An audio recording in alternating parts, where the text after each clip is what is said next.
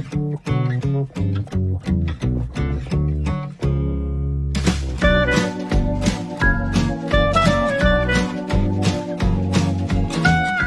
todos muy bienvenidos, estamos comenzando un nuevo capítulo de La Pura Verdad, aquí en un nuevo set dentro de la Casa de Chile Actores. ¡Wow! ¿Cómo estás? Emocionadísimo con esta nueva escenografía, Cata. Sí, tenemos nueva escenografía y tenemos además un invitado de lujo, que además yo estoy demasiado feliz. Primero que nada, que haya aceptado nuestra invitación. Segundo, que haya podido venir. Que esté en Santiago. Mira, tuvimos que hacer como malabares para que estuviera en Santiago porque no sé por qué le dio por irse a vivir para afuera. Y vamos a hablar de todas esas cosas con él. Y tenemos un tremendísimo actor, amigo, guapo, interesante, inteligente, director. Las hace todas. Con ustedes, el maravilloso Néstor Cantillana. ¡Bravo! Oye, la media presentación, gracias. Creo que es primera vez que me hace una presentación tan espectacular. Hay cariño. Así Hay nomás. cariño, sí, se nota, muchas Hay gracias. amor Sí, aquí, sí, estoy muy contento de estar acá. Muy contento, realmente. Qué linda esta casa de Chile Actores. Es maravillosa y estamos fascinados de que estés en Santiago. En la porque capital. te fuiste, el capitalino que se fue a vivir a Valdivia. Exactamente. ¿Hace cuánto tiempo ya en Valdivia, Néstor? Estamos partiendo el cuarto año. ¡Wow! Este es el cuarto año, ¿sí? ¿Tanto? Sí, pasa rápido. Sí. Ya llevamos 3 inviernos, estamos entrando ahora. Pero, o sea, no hace tanto calor en Valdivia como acá, pero igual está siendo caluroso. Está lloviendo poco, lo que es raro para Valdivia. Pero estamos súper contentos allá. Es realmente otra cosa en relación a, claro, calidad de vida, aire, el agua, en fin, todo. Es una sensación muy... ¿Cómo fue esta decisión de irse? Sí, yo creo que, bueno, partió un poco después de la pandemia, ¿no? Después de la pandemia, entre pandemia y estallido social, entre que no había pega y se cayeron todos los proyectos y se empezó a reflotar el mundo sonoro, por un lado, trabajos por Zoom, en fin, entonces todo lo entretenido, lo que más nos gustaba en términos como de la ciudad, de que vibra y todo eso, dejó de estar y sentimos como una necesidad en un principio era como, probemos, veamos, ¿cachai? Salgamos, ya nos había pasado antes también, antes de tener hijos con la Maca, nos fuimos a Valparaíso cerca de un año también. Creo que son posibilidades muy buenas, como poder darse la libertad de salir y probar, ver. Nosotros sabíamos que lo mínimo que podíamos estar era un año por el colegio de los niños y fue una decisión súper buena, realmente estamos muy contentos y claro, ya vamos para el cuarto año, pero ya quemamos todas las naves, vendimos nuestra casa acá en Santiago, compramos una casa allá y claro, estamos echando raíces en esa ciudad hermosa que es Valdivia. Oye, ¿sabes qué? Es súper interesante porque, claro, siempre uno piensa como actor, en general uno como la capital es donde está, pero tú has estado todo el rato presente. Viajas un montón a Santiago a hacer series, a hacer películas. ¿Cómo fue esto de instalarse también en esta nueva ciudad y empezar a generar redes y contactos y decir, oye, acá estamos y podemos generar todos estos nuevos proyectos o cosas? Sí, fue todo un proceso, ¿eh? Como, por un lado fue bueno entender que no era llegar y como la del santiaguino, ¿cachai? Con la rapidez, la energía y como decía, oye, ya tenemos proyectos, queremos hacer esto otro, sino que bajar un cambio, Calma. ver lo que hay, ir al teatro, conocer actores, colegas de allá de la región, escuchar también cuáles eran como sus necesidades, qué era lo que faltaba. Valdivia es súper activo en términos culturales, sobre todo en relación a la música clásica, como que siempre hay experiencias musicales, conciertos, no tanto teatro, entonces dijimos, bueno, acá hay una oportunidad también, no hay mucho teatro, van obras de Santiago, un par, pero siempre van a hacer una función y se van. Faltaba, y la gente, hay hambre en las provincias por el teatro. Y empezamos poco a poco a vincularnos, conocer gente, como te digo, escuchar, ver, y empezar a generar proyectos, pero sobre todo con la idea del intercambio. Como que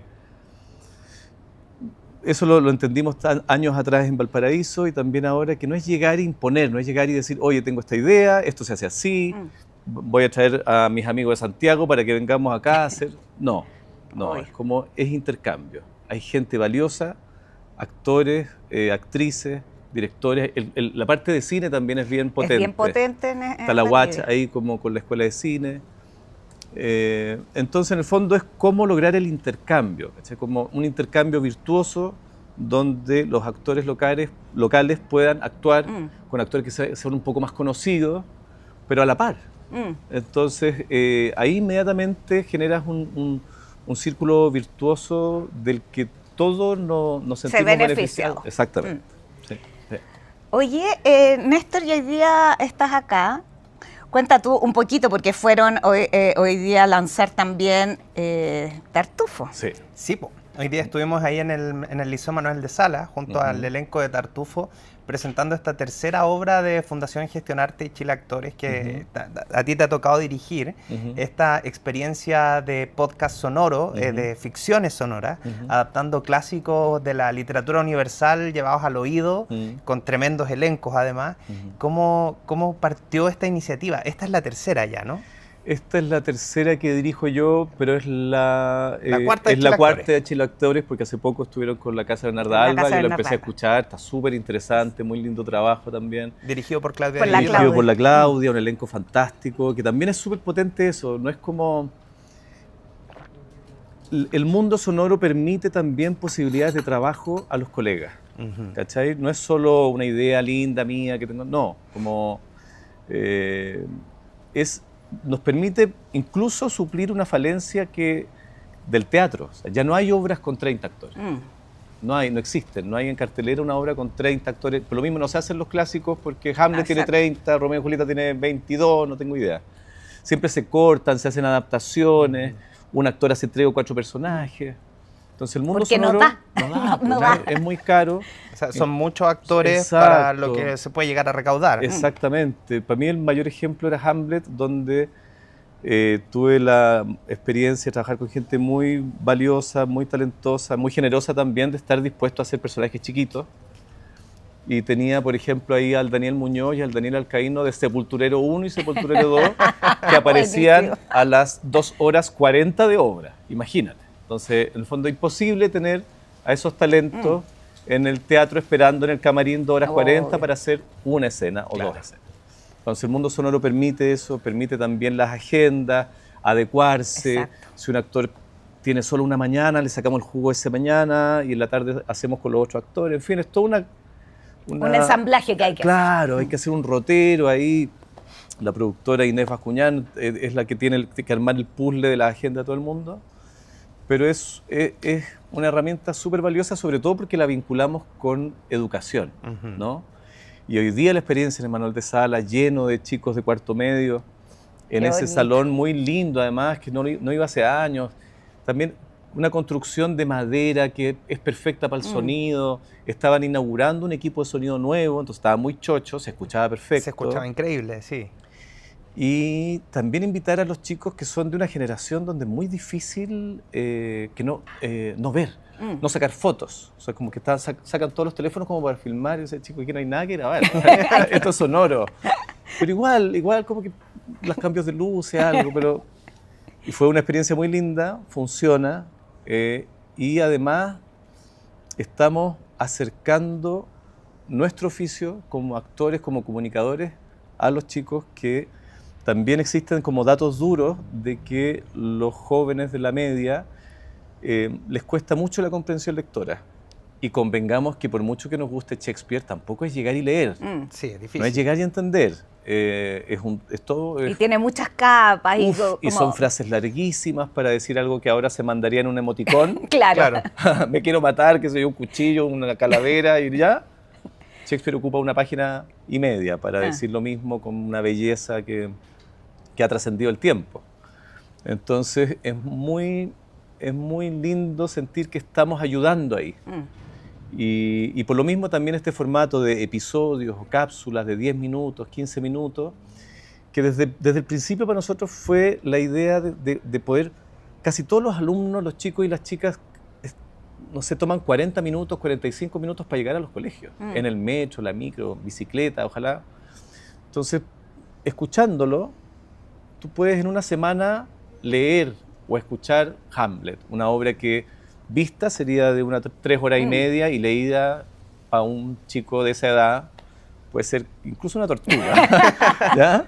Pero poco a poco los vamos acercando y además con un elenco de buenos actores y actrices que le están diciendo al oído el texto. Un elencazo, digamos la cosa, como son. Y además tenemos un equipo muy bueno que, digamos que se ha mantenido. La Claudia me llamó para preguntarme cómo lo haces tú, yo quiero hacer esto, la Casa Bernarda Alba. Dije, trabaja con el Nico, con el que yo trabajo, y con la Inés. O sea, en el fondo también generosidad. Obvio. Esto no es como, no, este es mi nicho, como, hoy me está saliendo competencia. Al revés, es una posibilidad maravillosa que está generando Chile Actores de darnos trabajo y de poder llegar y no perder el vínculo con el público. Sí, y también impactar de manera positiva generar con cosas audiencia, llegar a los jóvenes. Y sobre todo porque en el fondo muchos actores también en estos clásicos, yo he tenido la suerte, Claudia también, de trabajar con a veces muchos actores muy buenos que ya no hacen televisión, que ya no hacen teleserie. Convengamos que ya tampoco hay mucha ficción en general, claro. Entonces, ganamos todos en el fondo. Yo gano también, gozo mucho estudiando, gozo mucho viendo a los colegas trabajar y en días como hoy, que son días de lanzamiento, comprobar que funciona. Oye, quiero hablar una cosa un poco privada. Veamos. No. Lo que pasa es que por la pandemia, tú empezaste con un proyecto justamente de un radioteatro tuyo, personal. Y tuvimos que grabar, yo fui invitada, hice una participación chiquitita y teníamos que grabar en la casa. Pero fue increíble. ¿Cómo se llama? Eso fue Malú Amil. Malú Amil. Maravillosa. Además, como que escribieron el texto, estuvieron metidos en todo, muy entretenida. Pero ahora estar aquí trabajando en Chile Actores, que ya hay un estudio, que los actores se pueden estar mirando, de que se hacen las escenas desde otro lado, porque en esa oportunidad, que fue, yo creo que fue lo primero que hiciste como director de algo sonoro, ¿no? Fue lo tercero que hicimos en pandemia, pero claro, en pandemia trabajamos, como dices tú, no en un estudio. No, pues tenemos que mandar con los teléfonos celulares. Nos dimos cuenta que los iPhone, independiente de la generación, yo tenía uno que era muy antiguo. El iPhone 1. Claro, pero las notas de voz del iPhone son de súper buena calidad. Y le poníamos un calcetín como a modo de antipop, lo poníamos ahí y grabábamos por Zoom, nos poníamos de acuerdo, nos mirábamos por Zoom, escuchábamos los textos del otro y cada uno grababa en su teléfono. Así hicimos Los Invasores de Von Wolf, así hicimos Delirio de Folk Richter. En ese tiempo fue con la ayuda de Santiago Amil y el Goethe Institute, que han sido colaboradores nuestros, digamos, al igual que Chile Actores. Y después empezamos con Chile Actores también con la cosa de los clásicos de teatro. Claro, Malú Amil, que era una serie erótica sonora. Sí, buenísima. La tenemos ahí tenemos que hablar con Chile Actores porque eso no la hicimos acá, la hicimos, pero ya por lo menos... No está publicada. No, la primera temporada tiene 2 temporadas. ¿Ya? Esto era producido por Santiago Amil. Perfecto. Entonces la primera temporada ya es nuestra porque se mostró en la página de Santiago Amil en pandemia, que también necesitaban tener... claro, actividad... Claro, productos, obras sonoras. Y la dábamos también en la radio. ¿Verdad? En la radio, creo que tarde, a las 12 de la noche, una cosa así. En la Bio Bio. En la Bio Bio. Sí. Claro. Y Malú Amil era una serie erótica, que también tenía temas políticos y qué sé yo, que escribió Gonzalo Muñoz Lerner con... con la Nuri... Con la Nuri... Fabres. ¿El apellido? Fabres. No. Nuri Fabres. Ellos dos escribieron Malú Amil que es fantástica, y también cápsulas, y teníamos, claro, un elenco gigante, algunos los llamábamos para hacer 1 o 2 escenas, y también era el mismo equipo en relación a Nico, del estudio Moreno, él hacía el Foley, pero claro, ahí nos damos cuenta que funciona. Claro, quizá la radio Bio Bio no era la mejor radio, pero ya tenía un convenio con Santiago Emil. De hecho, tuvimos me mandaron a llamar un par de veces, ¿qué es esto? Estaba un poco escandalizado. Porque era erótica. Era muy pasadito. No era por lo erótico, sino porque en un capítulo ella había tenido un sueño, estábamos también en el estallido social, entonces creo que era el segundo gobierno de Piñera y había un par de palos al gobierno, pero desde un personaje, digamos, no era... Pero era algo bien... ¿Y eso no le gustó a la radio? No a la radio, a gente que escribía a esa hora. Ajá. Habían varios comentarios como en flama, pero había un par de comentarios de caballeros y señoras que no les gustaba tanta cosa política o qué es esto. Bueno, la radio vivió súper escuchada en la noche, o sea, tiene una audiencia gigante, Claro. porque ellos hacen el trasnoche. Exacto, entonces, bueno, pero digamos, fue eso, fue una anécdota, digamos, no hubo censura, no cortamos nada, salió todo lo que hicimos. Y después la segunda temporada estuvimos en Súbela Radio. Perfecto. Perfecto. Que era un poco más a tono, digamos, no teníamos... Con el tono de la serie. Con el tono de la serie. Pero claro, digamos, llevamos ya años trabajando en este mundo sonoro que, como te digo, logra una intimidad con el espectador, auditor, que es muy bonita, súper bonita. Además, uno la completa. Es como bien parecido a leer, porque cuando uno lee, te imaginas la escena, le pones voz a los personajes. En cambio, lo sonoro... te dan la voz, pero te imaginas al personaje, y te empiezas a imaginar los el lugares. ambiente. Y además, estas obras tienen mucho aporte de escenografía sin que haya escenografía, ¿no? Exacto. Los pasos que se escuchan, la puerta que se abre, Claro. entonces en la mente igual se completa. Sí. Es una experiencia muy sensitiva a pesar de que no está lo visual. Tienes toda la razón. Yo creo que nosotros como seres humanos estamos condicionados para escuchar historias y contar historias. Yo siempre tengo la fantasía como de la cueva, ahí como el fuego. Claro, la cosa. Qué rico. Y había alguien, un huevón que tiene que haber contado mejor el cuento que todos conocían y que era el que se paraba y contaba la historia. Claro.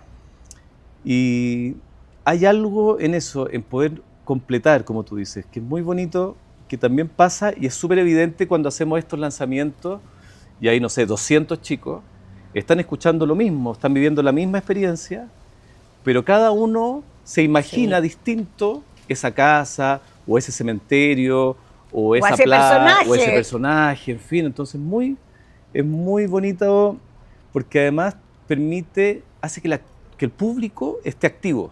Sí. Estás todo el rato, o sea, no es como... Estás activo. Cuando el cine, digamos, te muestra todo, ¿no? Tú dices, hay una... Eso es. Eso es lo que tú ves. Salvo algunos directores que son más complejos y logran mayor misterio. Pero acá todo el rato es, por un lado, el misterio y por otro lado, la intimidad. Te la están contando a ti. Claro. Toda esta obra es solo Sí. para ti que estás escuchando y eso es muy bonito. Tiene una cosa sensual también, ¿no? Como de Sí. intimidad, de cercanía. Sí, eso de como que te hablen al oído es súper... Pero además, claro, es verdad cuando tú decís, te imaginas tú, que es totalmente distinto, por ejemplo, que te dicen, oye, es súper guapo. Y yo me imagino a mí guapo, Claro, exacto, que es claro. distinto al guapo de cualquier otro.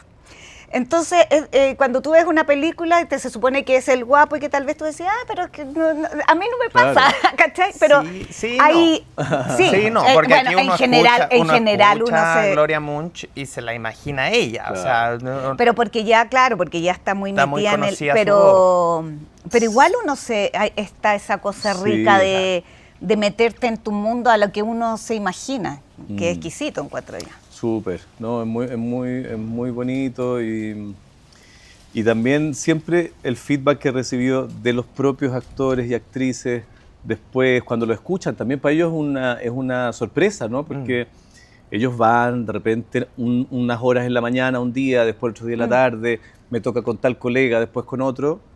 Y yo, cuando se graba como los roteros de las teleseries o de las películas en desorden, soy yo el que tengo que tener un mapa súper claro de decir, oye, venimos de una escena Claro. muy intensa, antes, justo antes. Entonces este es el momento, aquí tenemos que bajar un poquito, no se apuren tanto, o al revés. No, vengo de una escena muy piola, entonces esta Hay tiene que que ser arriba, con energía. Pero después cuando ellos lo escuchan, con música, primero además música que es creada para esta pieza, o sea, es todo como música original, y además el Foley es bien impactante, porque yo les digo, por ¿Qué es ejemplo, el Foley? el Foley son los pasos, la puerta, Perfecto. el perro que ladra, Los efectos de sonido, digamos. todos los efectos de sonido que uno está acostumbrado a ver en el cine, pero como tú ves la puerta, claro, suena, no te parece nada de raro. Pero en general todas esas cosas, la taza que se deja, todo eso son cosas que se hace después. O sea, se hace con cierto cuidado después. Claro. Hay un sonido el ambiente. sonido de la calle, de los autos. Exacto, exacto. Entonces es bien bonito, es bien interesante y claro, y es sorprendente para los colegas. Oye, Néstor, ¿y cómo fue esto de cambiar el rol, ¿no? Pasar de la actuación a la dirección. Algo nos aventuras aquí en esta. Claro, es que mira, por un lado, o sea, yo había dirigido obras de teatro y... Sí, pues de chico. Tú claro, partiste como haciendo los dos haciendo roles. las dos cosas, sí, y también haciendo clases. Entonces, como que tenía como... Pero claro, es distinto cuando uno tiene una compañía, ¿no? Que trabajas con tus amigos, con gente de confianza. Especialmente el hecho de trabajar con amigos o gente de mucha confianza es que te permite la posibilidad de fracasar sin problema. O sea, como convengamos que podemos fracasar en el ensayo de hoy y está todo bien. Y como dice Beckett, fracasa de nuevo, fracasa mejor. ¿Cachai? Como que está todo bien. Claro, pero cuando empiezo ya a dirigir a, claro, colegas que conozco, gente también de confianza, pero gente que no, que solo admiro, pero que no he trabajado con ellos antes, da un poco de nervio, pero nunca he tenido una experiencia de decir como, chuta, me equivoqué acá, como... pero es que además ya lleváis muchos años de circo. Sí, mucha claro. experiencia, Y, no es como un... Claro, y en general, a pesar de que para algunos colegas esto es nuevo, lo sonoro, inmediatamente descubren que no porque sea sonoro significa que no vayan a actuar. Claro. Al principio parten con el mismo abrigo o sentados, y después Termina. a la segunda, tercera, ya, a ver, no sé qué, prefiero hacerlo de pie, se sacan el abrigo, y ya no, esto ya parte como que ya me lo sé, voy a tomar un poco de agua, podemos ir de nuevo, entonces hay una actitud... Le meten cuerpo. Totalmente, porque somos cuerpos para actuar, digamos. No, a mí me ha pasado también, no sé, Caso 63, Energía. también una serie preciosa que es como... Que ahí tú eras el protagonista. Hay Claro, que... pero me refiero que por lo mismo, o sea, como también nos preguntaban, no sé, en México, oye, ¿cómo? Muy difícil, es otra técnica.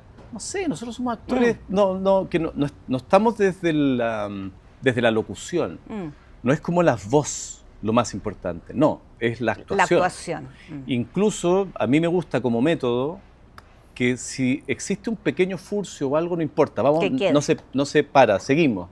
Si es muy terrible, vamos y corregimos esa parte. Pero si no, no me importa porque a mí me gusta generar la fantasía de que esto fuera en vivo, de que esto está pasando ahora. Que es real, porque es verdad.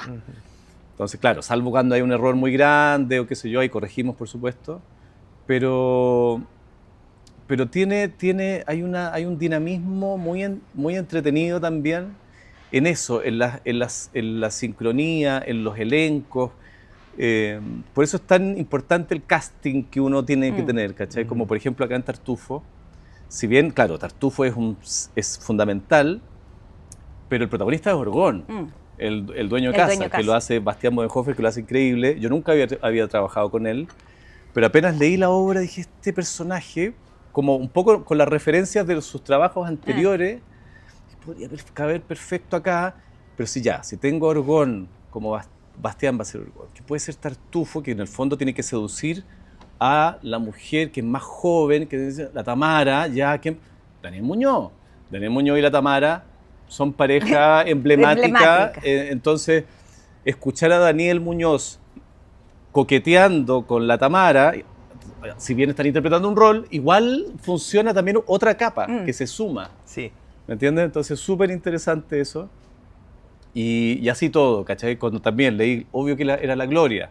Por supuesto que uno empieza, llama a los actores, si coinciden en estas fechas se hace, si no, obvio. pensamos ya, a ver, otra persona y así. Pero ha sido un placer siempre y además es muy lindo esto de poder... Partimos con Hamlet, que era una obra de 30 actores que duraba casi 4 horas, en estas cápsulas de 10 minutos, qué sé yo, pero era gigante. Estuvimos como casi 3 meses en la postproducción, o sea, salimos para atrás de cansados. También era la primera vez que hacía una cosa tan grande. Agote. Y era como heavy el trabajo, pero después, y era densa, ¿no? Hamlet es misterioso, hay un fantasma, está la muerte. Romeo y Julieta parte mucho más sexy, es más liviana, parte con estos jóvenes... Una fiesta. Dándolo todo, efervescentes, calientes, fantástico, y va poco a poco llegando la muerte. Y empieza a morir uno, otro, y se transforma en una tragedia. Pues tiene un viaje súper interesante. Y esta, que es comedia, si bien no es chistosa, no es como hilarante, Molière tiene una cosa muy linda, que es que lo ocupa el humor como una herramienta política y reflexiva, ¿no? No busca que uno se ría a carcajadas, pero está todo el rato como diciendo, oye, pero qué... Y claro, y lo interesante que piensa que esta obra se estrenó en 1664 y la clausuraron, la Iglesia Católica. La alcanzaron a dar un par de veces. Un par de veces, chao, y de ahí como 5 o 6 años después se pudo dar de nuevo. Pero estuvo prohibida. ¿Por qué? Porque atacaba, y ni siquiera atacaba a la iglesia, atacaba a los falsos devotos. Ajá. Claro. Pero los devotos que no eran falsos se sintieron atacados y bueno. Pero en el fondo eso es lo interesante de los clásicos también, son obras que todavía tienen sentido.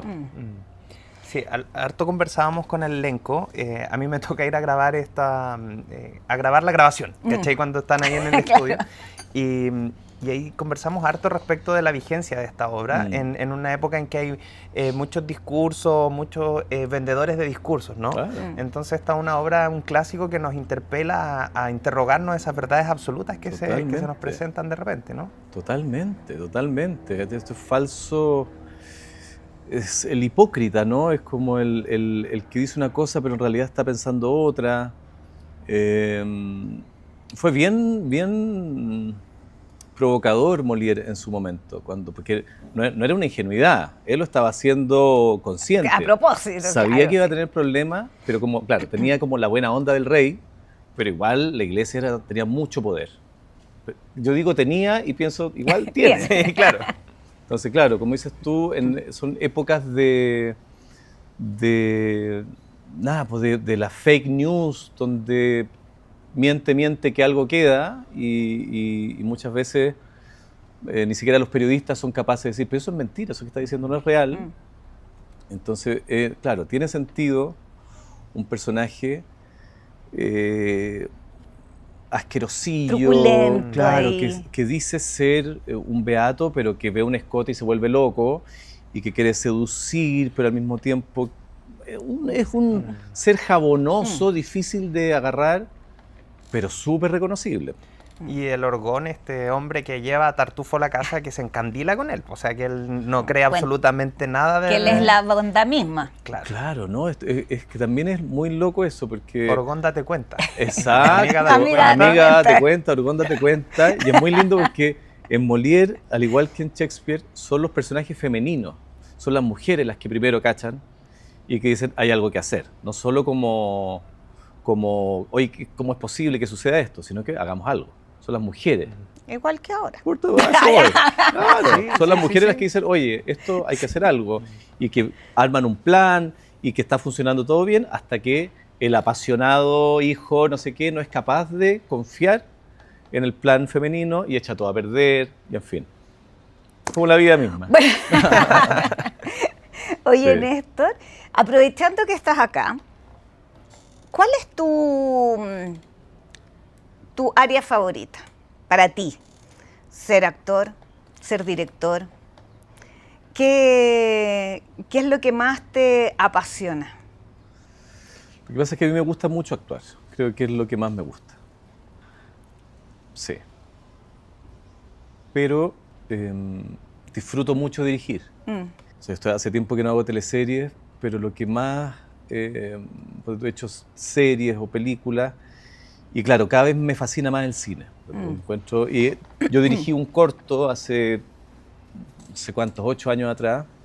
Ahora también este año voy a poder filmar, voy a dirigir mi segundo cortometraje Muy bien. en Valdivia, con actores Excelente. valdivianos y santiaguinos también, pero nos ganamos un fondo. Vamos a trabajar con director de foto de allá, de Valdivia, con técnicos de allá. En el fondo, que eso fue también lo que creo que cuando yo hablo de intercambio, de reciprocidad, tiene que ver con eso también, ¿no? Como Valdivia es una ciudad preciosa, tiene unas locaciones increíbles y hay gente muy talentosa y, claro, pero muchas veces en el mundo del cine allá, ellos hacen service, ¿cachai? Entonces llega una productora grande, si necesitamos no sé qué, y hay herramientas Claro. y gente como para... Que apoya, que ayuda. Claro, pero no hay tanta ficción. Entonces también es como, bueno, estamos acá, ¿cómo no? ¿Cómo no vamos a...? Si estamos Obvio. generando proyectos sonoros, si estamos generando proyectos teatrales, hagamos un proyecto audiovisual en Valdivia, con gente de allá, hagamos lo mismo, intercambio, un círculo virtuoso, y también porque cuando yo he postulado a fondos del mundo audiovisual, a veces estoy con un equipo súper bueno, pero la nota más baja soy yo, que no tengo mucha experiencia como director, pero la única forma de tener experiencia es haciéndolo. es haciendo. Así es nomás la cosa. Entonces estamos ahí, se nos viene pronto, yo creo que no tan pronto, como más bien a fin de año, pero vamos a filmar un cortometraje allá. Y nada, súper contento de eso, de esa posibilidad también o sea, creo que todos los colegas estamos en la misma, ¿no? Como es muy difícil solo decir yo soy actor nomás. Hay que ser actor, hay que dirigir, hay que producir, hay que hacerlas hacer todo, porque es la única forma, es muy difícil de otra forma. Claro, ahora hay varios caminos para entrarle a la creatividad. Claro. Oye, Néstor, y a propósito del tema sonoro, me entró la duda porque tú mencionaste Caso 63, que es una obra súper conocida, no solo en Chile, tuvo impacto internacional. Y tú hiciste Caso 63 antes o después de decidir aventurarte a dirigir obras. Lo hice, lo que pasa es que la primera obra que hicimos sonora fue en plena pandemia, cuando se cayó todo, y dije ya, el mundo sonoro, y pensé en Los Invasores, que era una obra que yo he estudiado mucho y que la conocía muy bien y que siempre quise dirigirla en teatro, siempre.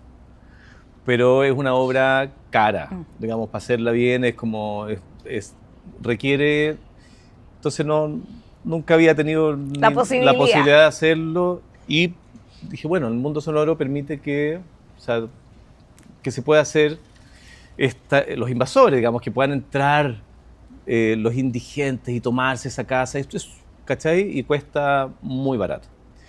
En ese momento, ese proyecto lo financió Santiago Emil, y como te digo, lo hacíamos con teléfono. En ese elenco estaba la Paulina Urrutia, que no tenía un iPhone, entonces estábamos confinados. Yo pedía un salvoconducto para llevar alimento a personas de tercera edad. Llevaba como un saco de unas naranjas con el salvoconducto, mi teléfono en un Ziploc. Llegaba con mascarilla, le decía así a la Paulina, le pasaba el Ziploc y hacíamos un zoom y le daba las indicaciones y ella grababa lo suyo. Qué De hecho fue claro, y así, cada uno con teléfono. En ese proyecto había varias parejas, no había varias, había 2 parejas, entonces también los que eran pareja, cada uno con teléfono, pero podían hacerlo juntos, la Maca y yo, otros actores también, y así. Entonces, y después de eso vino Caso 63, la primera temporada, que era lo mismo, también cada uno en su casa. Ahí era un poco más pro, nos pasaban como un mini estudio, un micrófono, una Tascam para grabar y qué sé yo, era un poco más pro. Pero eso también, en Caso 63. claro, Sí. la primera temporada la hicimos a distancia con la Antonia, éramos vecinos con la Antonia vivía, qué sé yo, a 5 cuadras. Pero estaba allá, ella, lo hacíamos en la noche, como a las 11 de la noche, cuando ya los niños estaban durmiendo. Sí, para que no hubiese ruido No ambiente. había ruido, entonces estábamos ahí y lo hacíamos a distancia con un Zoom, nos poníamos audífonos para escuchar y para que el audio del otro no se metiera en el micrófono. Claro. Y grabamos así la primera temporada. Igual importante el Zoom para escucharse y reaccionar. Totalmente. Sobre todo para escucharse, porque uno dialoga con el audio del otro. Más que verse tanto, es escucharse. Muchas veces también apagamos la cámara y era solo escuchar al otro. Y si bien esto siempre tiene un delay, después eso se comprime. Claro, se arregla en postproducción. ¿Y había dirección ahí? Sí, eso lo dirigía el mismo Julio Rojas, que fue el que escribió la serie. Igual era bien colectivo, ¿no? Éramos nosotros tres, entonces leíamos un capítulo de corrido, él escuchaba ciertas cosas, mejorábamos algunos textos, proponíamos unos cambios, cortábamos, sugeríamos y hacíamos de nuevo otra toma entera y después corregíamos ciertas cosas, pero también siempre en este ánimo de fluidez, ¿cachai? ¡Qué nervio!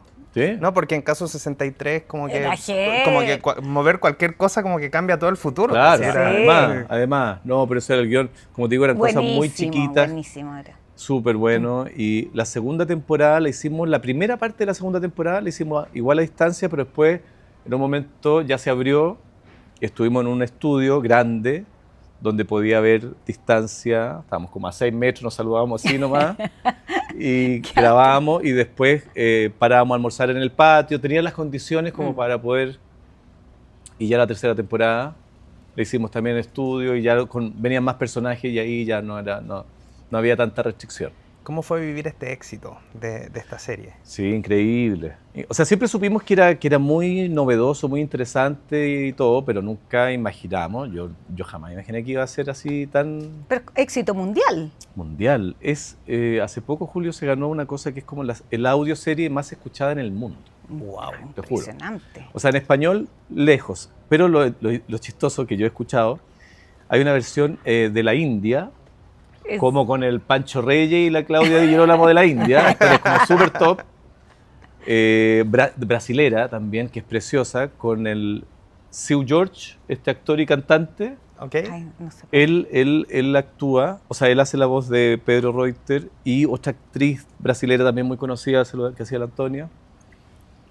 Y bueno, Oscar Isaac y la Julianne Moore. Sí, Julianne Moore. Que también escuché el primer capítulo. Claro, y ahí uno lo escuché en inglés, con la misma música, o sea, todo. Todo igual. Le hicimos una maqueta pro a los gringos, básicamente. Nos copiaron todo y es perfecto. Como que yo lo escuché y dije, claro, obvio que todo el mundo va a pensar que esta es. Y claro, esta es la original. Claro. Y también estaba circulando la idea de que a lo mejor le iban a hacer una película. Y sí, Hollywood y todo eso. Por supuesto, nosotros no tenemos nada que ver ahí. No hay derecho de autor ahí. Lamentablemente. Pero no, fue una experiencia muy linda. Muy. Qué entretenida.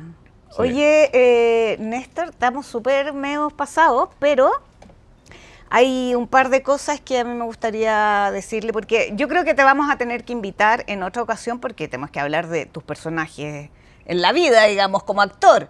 Porque ahora nos concentramos en esta faceta de director, Sí, tienes toda... Oye, y caché que van a repetir Romané.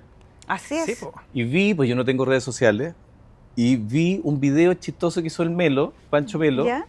como en TikTok, que no tengo TikTok, pero me lo mostraron mis hijos, que está viendo como el computador y hay una foto del escudero y es como que le hace un cariño a la foto, y luego una música de fondo como te extraño, no sé qué. Y me llegó de todos lados, mi hijo me lo mostraba, El escudero, un que era primo bueno. mío, todo el mundo me decía, oye, pero responde, que el escudero le responda. Es que no tengo redes sociales, ¿qué voy a hacer? ¿Qué hago? ¿Como un video? ¿Qué? Bueno, pero ahora caché que la van a dar de nuevo y... Yo pensé que el escudero le iba a responder ahora. Que esta era la respuesta. Claro. Ya, partiste. Fíjate. No, algo haremos, pero es que no tengo redes sociales. Pero me dio mucho gusto que todavía es un personaje que Sí. gusta mucho y que ya yo creo que ya son los papás que obligan a los hijos a ver esto. Ya como... Espérate, ¿cuál es tu personaje favorito de los que has hecho en tu vida? Bueno, el escudero es uno de esos, de ellos. Es que lo pasamos muy bien, me reí mucho, nos reímos tanto, todos. Oye, hay una entrevista tuya acá, Ya. que es la vista a propósito del Pantalla Viva, uno de los proyectos de la Fundación Gestión Arte de Chile Actores, y ahí hablas en extenso el escudero. Ah. Entonces tomamos esta entrevista, hay que contárselo a Néstor, porque Sí, como no Sí, tiene... eso, por favor. Y la subimos a redes y fue un hit viral. Exitazo. Todo el mundo Bien, la venía- rompimos, la Claro. rompimos. Claro, y porque Bien. ahí tú cuentas cómo construiste ese personaje desde las manos, Claro. y de esta anécdota de escuchando al Al Rumpi. Rumpi, él me entiende, claro, ahí salió de ahí. Sí, no, imagínate. Entonces, muy bonito, me alegro que todavía les parezca interesante al canal remontarla. Es la Sí, sexta repetición de po. Román. Imagínate. Imagínate tú. Imagínate, así que sí, ese personaje es uno... Bueno, y el de Pacto de Sangre también, que fue la última Sí. teleserie con la que yo me despedí hasta el momento. De las Hasta el teleseries, momento, no te has despedido de no, nada. No, Que es- pero claro, pero fue... Además, tremendo personaje. Sí, es que Te son- ganaste un caleuche. Sí, pues son con buenas ese historias, era personaje. muy bueno Sí. ese guión, era súper Era bueno. buenísimo el guión. Súper bueno. Oye, Que fue de culto esa teleserie. total. Oye, como estamos pasaditos ya, pero tenemos que hacer la pregunta de rigor. Adelante. ¿Cuándo decidiste ser actor? ¿Cómo nació ese bichito en ti? Mm. O sea, no sé si lo decidí en ese momento, pero ahí se inoculó el bichito de todas maneras. Cuando yo tenía 8 años, Chico. chico, viajé a Suecia, a Estocolmo, porque ahí estaba el Igor, hermano de mi mamá, actor y director de teatro que estaba exiliado. Hizo una película, él no podía venir, entonces hizo una película en Suecia, le pagaron bien y nos llevó a mi mamá, a mi abuela y a mí. Yo tenía 8 años. Verano de acá, invierno sueco, o sea, menos 15 todos los días, una cosa espantosa. Y estuvimos allá 3 meses, me acuerdo. Y yo acompañé a Igor, él estaba empezando los ensayos del Abanderado, con su grupo que era el Teatro Sandino, que tenían actores chilenos, argentinos, uruguayos, exiliados de las distintas dictaduras de ese momento en Latinoamérica. Y yo lo acompañaba todos los días al trabajo. Y me di cuenta que el trabajo de este caballero era que se juntaba con un grupo de barbones, se sacaban la ropa, hombres y mujeres, se ponían unas patas, ensayaban, hacían coreografías, fumaban, tomaban café, se cagaban de la risa, leían los textos, se ponían serios, almorzaban, fumaban, tomaban café. Y así 3 meses. Tú dijiste, esto es lo que yo Esto quiero es lo hacer. mío, claro. Esto es lo mío. Claro, Con el hacían pucho ahí. ejercicios y yoga y cosas. Y vi el proceso y fui viendo cómo cada uno llega un momento que deja los textos, se aprende las cosas, empieza a aparecer las pruebas de vestuario. Y yo me acuerdo que nosotros nos fuimos justo como 2 días después del estreno, pero alcancé a ir al estreno. Y si bien yo había visto todos los ensayos, conocía la obra perfecto, me sabía los textos, el Igor dirigía, pero además hacía el abanderado. Yo recuerdo haber visto esa obra, pero parte de la obra, qué sé yo, luz de teatro, el vestuario que yo había visto en la sala de ensayo, pero ahora con la luz de teatro, la música y todo, y era otra cosa. Y alucina. Ahí era la magia. De hecho, había un momento en que al abanderado uno de los militares le rompe la camisa, que yo lo había visto en los ensayos, sabía que iba a pasar, venía ese momento. Y con la música, viene el momento, la luz, le rompen. Y me acuerdo que me levanté de la butaca, así mi mamá me sentó como... Era como la magia, ¿no? Y cómo se completa la magia del fenómeno teatral con el público. Con las emociones, qué sé yo. Y fue tan bonito que yo creo que ahí... O sea, era muy chico para decir quiero ser actor. Pero desde esa edad, en ese momento, descubrí que uno podía...